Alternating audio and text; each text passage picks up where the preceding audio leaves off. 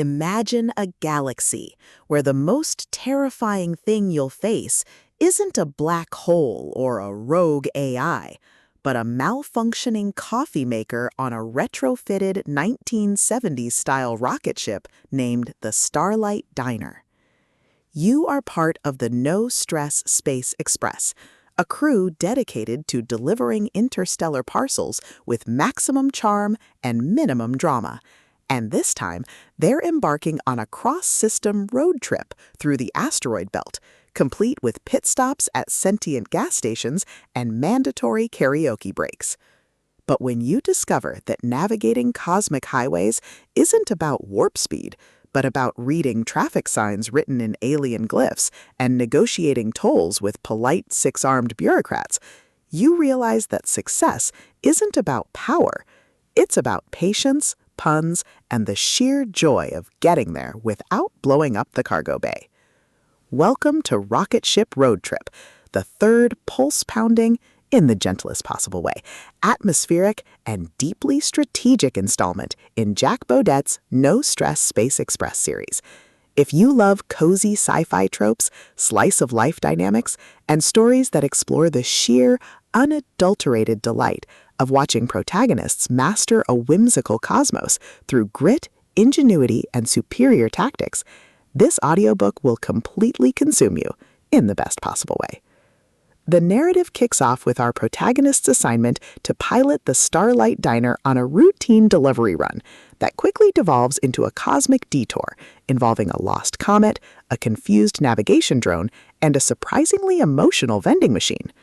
The atmosphere is thick with the scent of synthetic pancakes and ionized air, the static of friendly comms, and the creeping dread and amusement of knowing that every decision could branch into a timeline where they have to file Form 7B Delta for unplanned celestial encounters.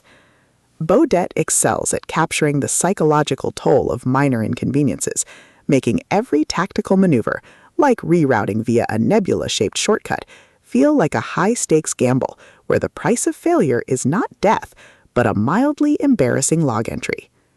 At the core of the book's massive appeal is its spectacular, competent professional trope and the brilliant, low-stakes warfare dynamic.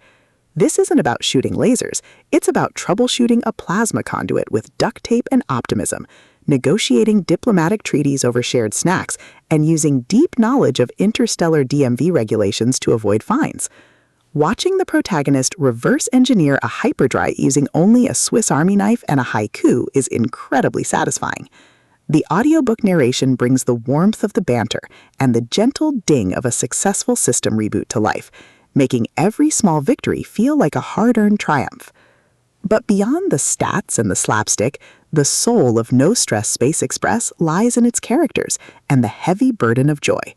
The protagonist isn't a cold, calculating gamer.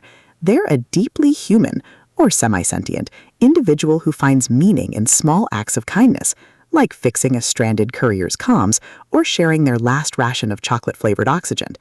They form bonds with a beautifully dysfunctional found family, a neurotic AI co-pilot, a stoic rock-based mechanic, and a diplomat who speaks exclusively in interpretive dance.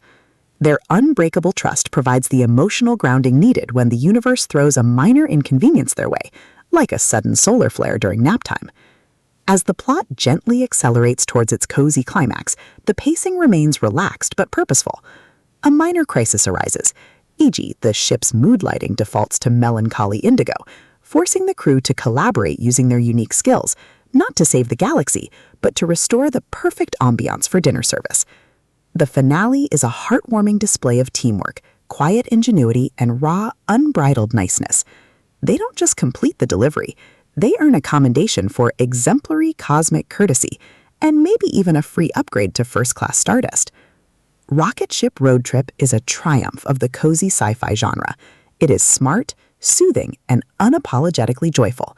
Jack Bodett has crafted a sequel that perfectly captures the thrill of not breaking the apocalypse with a stat sheet, a thermos of tea, and a well-timed joke.